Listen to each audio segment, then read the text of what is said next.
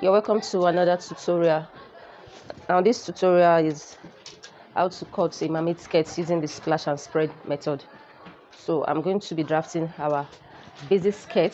I have a tutorial on basic skirts, but for the sake of this tutorial and for those that have not watched it, so we are going to be starting all over. So we're going to draft our basic skirt for both front and back, then we'll now splash it because I'm sewing a lace. Yeah, so let's get started. I'm going to be ruling a straight line that will serve as our starting line. Because it's a dress, the half cut is 19.5. So I'm going to start the 19.5 like this. Then I'm going to be getting the hip length, the knee length, and the full length. So let's get the full length first. Now the full length of the dress is 60. But because it's a mermaid, I will add extra 3 inches to it. That will be 63 inches. So I have 60, then plus 3. If you want it to flow very well, you can add 6 inches. That's your length plus 6 inches. But she doesn't want it too flowing on the floor. So I'm going to be adding 3 inches. So after that, I'm going to get the hip length. Now you can as well say start from the starting line to get the hip length. So our hip length is 9 inches from the waist, 9 inches. Then the knee length, our knee length is 19 inches. I'm going to mark the 19 inches like this. So I'll just repeat the line so I can get a straight line. This is the waist line, the hip, then knee. Then here is the full length. The round waist measurement is 39. 39 divided by 4 is what you put here. We have 9.75. Then our hip is 46 equals to 11.5. Okay, now to get the knee, to get the round knee, whatever you have for your hip measurements, minus 5 inches from 4 to 5 to 6. If your client's legs are thin, you can do 6 inches. If her legs are very fat, you can do 4. But the normal one you can do is 5 inches. So we have a hip of 46 minus 5 equals to 41. So you will now divide the 41 by 4 divided by 4 equals to 10.25. So I'm going to put the 10.25 here. Now we have the nail, the hip, and the waist. So whatever you have here on the nail, repeat the same thing for the floor length.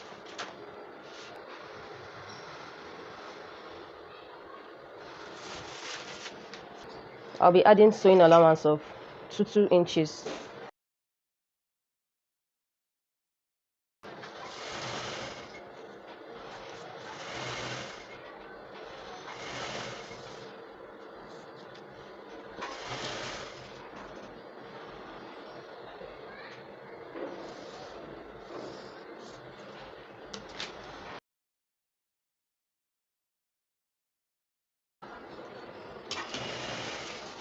Okay, so we have the basic block for the front.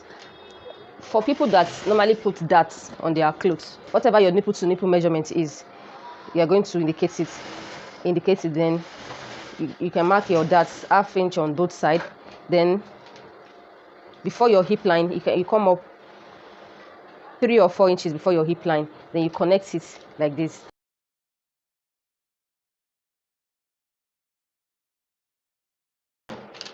Guys, now this is for the back. I'm placing the front on the back.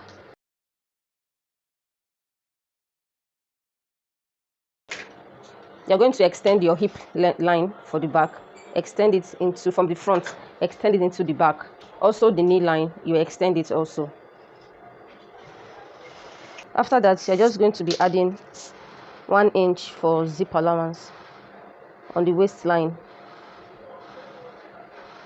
Then for your hip line, you're going to be adding 1.5 inches.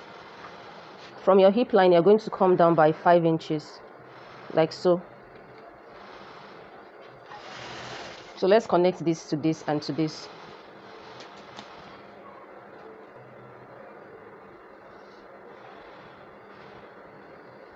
Now from the hip, you're going to connect it to this 5 inches here.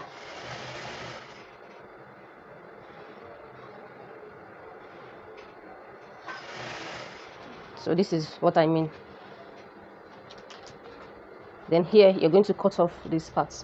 You cut it off. So what we have left for our back is just from here like this.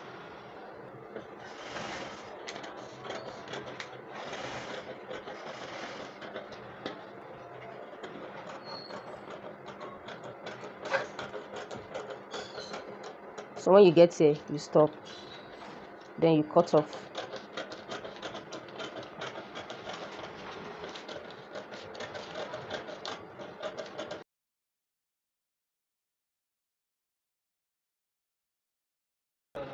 So this is how our back is. So I'm cutting off our shape for the skirt. Now I'm just going to be extending this hip line towards this side so that when I remove it, I can rule the line for the back. I'm just extending it. Okay. Now I'll remove the front from the back.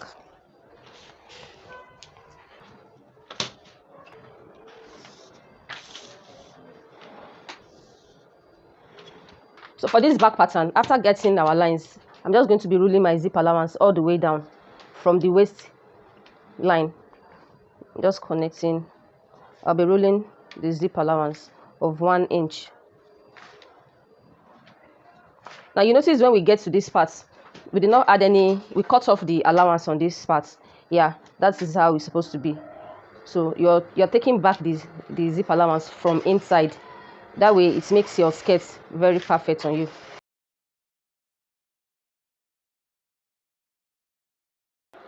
Now let's drop this and continue with the front. Guys, on this knee line, I would get whatever I have here, I'm going to divide it by 2. What I have here is 12.2. I will divide it by 2. I will also divide all these parts like this. I'll divide it by 2. And I'm going to rule the lines together.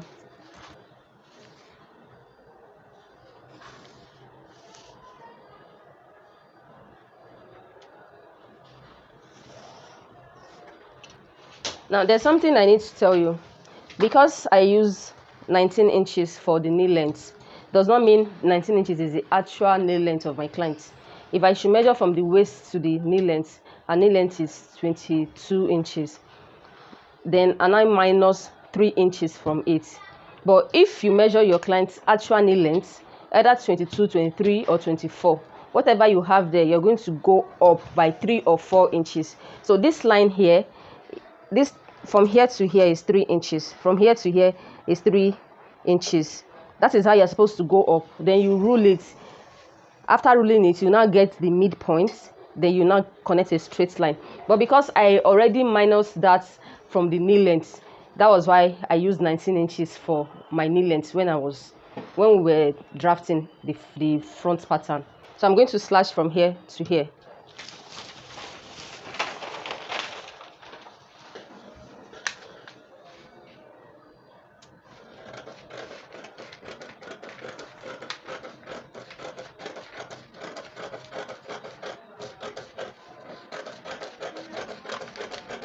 So when I get to the nail, I will stop. Then I will now slash it to the side, not to the front.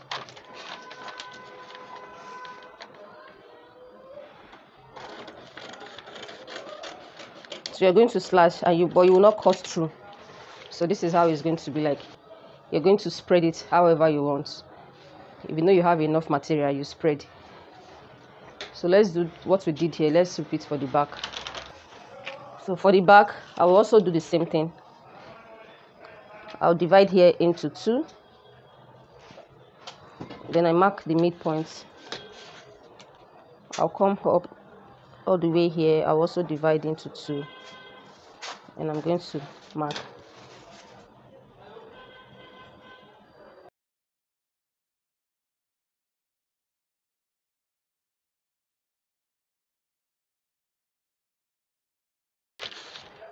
For this back, I'm going to slash here and I'll also slash here.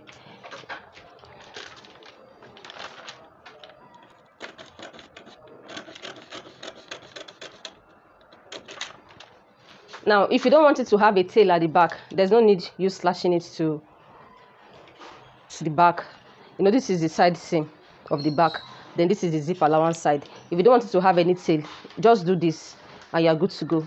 But if you want it to have tail at the back, then you're going to slash here also. So the back is going to be like this. I'm going to be placing it on the lace, then we'll cut. This is the lace and I folded it into two. I folded 54, that's 27 into 2. It's on fold, so 27 inches into 2, that's 54. I want to use 54 inches as the wideness. Then another thing is I have to consider the fabric. So you have to consider your fabric before you decide to spread anyhow you want. So I'm going to be using here as the down part. Now this is it. I'm going to pin this side. I'm going to pin this one, the center front, so that it doesn't shift. After pinning, then so this one will get to this side. This is how it's going to be. And I'm also going to pin here. So let me cut it now.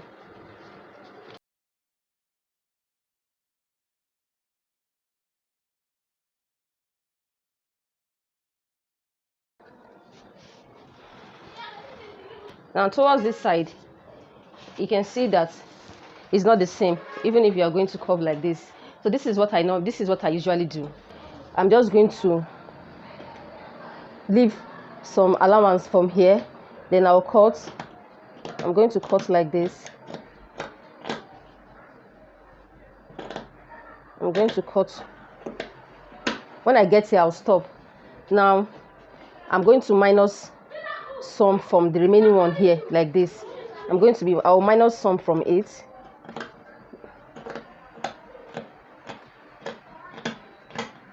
So I'll cut it off. Then you're going to turn it like this, one to the other side and this other one to the other side. So I'm just going to sew. So when I sew, it's going to give me something like this. I'm done with the front. After cutting this for front and back, I'm going to be using this lace to cut the satin and lining. Now this is the satin I'll be using. Then this is the lining as well. So I'll cut exactly like this. I'm going to cut it on the lining and on the satin. Now if I'm cutting the satin, I'll make sure I'm not cutting the exact length of satin.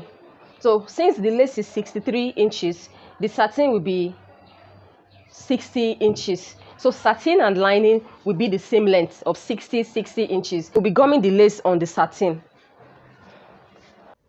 Now this is the back pattern. I've placed it on the lace. You can see the way I spread it. So I'll be cutting it now. So I'm cutting all the way to the nail, to the front, then from the front to the other side. Then I went ahead to notch the zip allowance, because sometimes those patterns, they look alike, so you have to notch your zip allowance. And I also notch the hip, I notch the nail as well. Now for the down part, like what I did for the front, I'm also going to do it for the back. Now I decide to cut off from it. After cutting, I'm going to be sewing it like that. So it's going to give us the, our lace edge. It's there's no need cutting off any part out of it. Like when you finish sewing, you're going to see all the lace edges round on your skirt. So for the other side too, so whenever you see that the place is very big, you have to cut a large chunk out of it. So that was what I did on this other side. I cut, then after cutting, then you now sew it to your skirt part. One piece for one piece, then the other piece for the other piece. So mates, we are done cutting our back piece. So guys, thank you all for watching this tutorial. Like this video and I'll see you next time. Bye.